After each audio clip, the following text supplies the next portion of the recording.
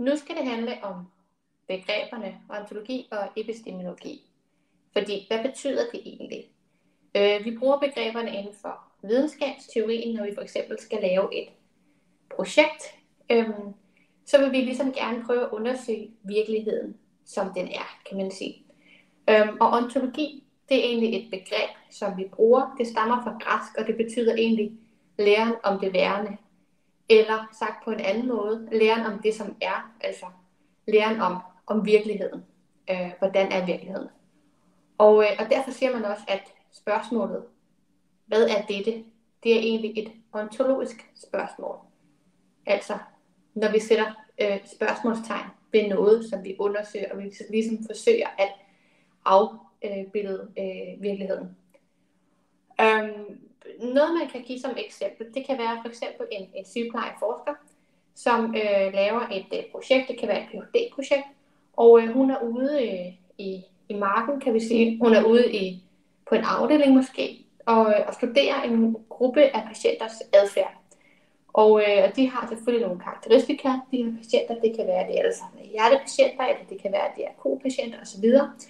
Jeg skal lige skynde mig at undskylde for, at jeg kalder det hjertepatienter og KOL-patienter. Man burde måske sige patienter med KOL, for eksempel. Men altså, nogle patienter, der fejler måske det samme, og måske er de samme aldersgruppe osv.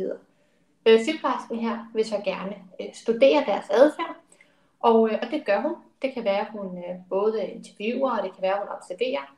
Og det hun så kommer frem til i det her projekt, det er så, at hun ser, at den her gruppe af patienter, for eksempel med KOL, jamen de har en bestemt adfærd. Altså der ses et bestemt mønster. Og når hun så ligesom har, hvad kan man sige, beskrevet den her gruppe af patienters adfærd i sit Ph.D.-projekt, jamen så har hun egentlig også lavet det, som man kalder et ontologisk standpunkt. Men vi ved jo også godt, at i virkeligheden, så er det nogle gange sådan, at sådan nogle forskningsprojekter, de får noget kritik. Det kan være, at man tænker, det her det er egentlig ikke helt virkeligheden, den her sygeplejerske forsker har fået beskrevet. Altså det kan være, at hun egentlig ikke rigtig har fået beskrevet den her patientgruppes ontologi i forhold til adfærden. Og hvis nu, at man kritiserer og tænker, det her det er altså ikke virkeligheden, hun har fået beskrevet, jamen så kunne man gå ind og kigge på hendes metoder. Og det kunne netop være, at man kunne stille sig kritisk på, hvis hun nu for eksempel havde forsøgt at beskrive den her patientgruppes adfærd igennem spørgeskemaer, så har hun sandsynligvis ikke rigtig kunne få afdækket adfærden på en lige så god måde, som man for eksempel kan med observationer eller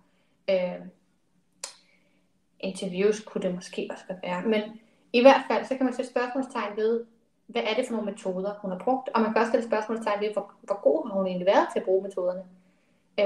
Altså, bruger hun egentlig metoderne, sådan som videnskaben egentlig henviser til, at man skal bruge dem, eller har hun måske været mindre grundig, eller har hun overset noget, det kunne lige så godt være. Derfor så kan man egentlig godt, hvad kan man sige, også stille spørgsmålstegn ved det her ontologiske standpunkt, som sygeplejeforskeren har lavet.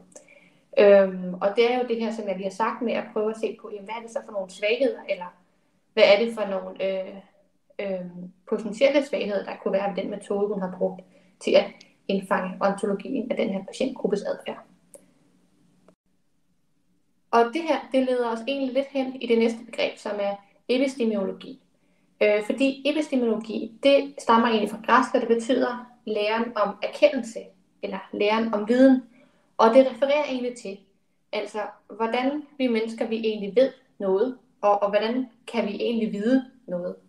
Er der for eksempel nogle begrænsninger i, hvad vi kan indfange af viden? Jeg snakkede lige før om det her med, at hvis nu den her sygeplejeforskeren, der havde ligesom beskrevet den her patientgruppes adfærd, hvis nu der havde været nogle svagheder i hendes metode, jamen så kunne det være, at man kunne stille spørgsmålstegn ved det.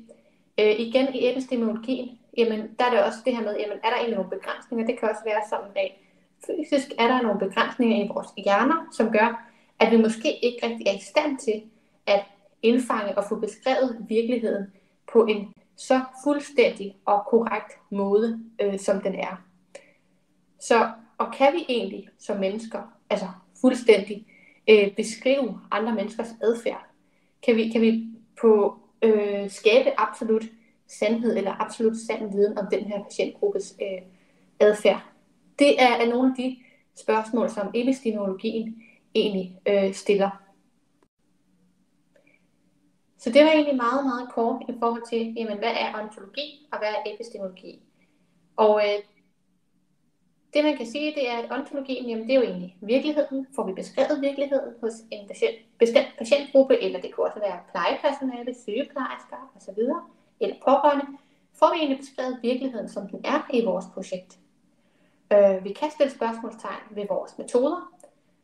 Er der nogle svagheder ved de metoder, vi har brugt?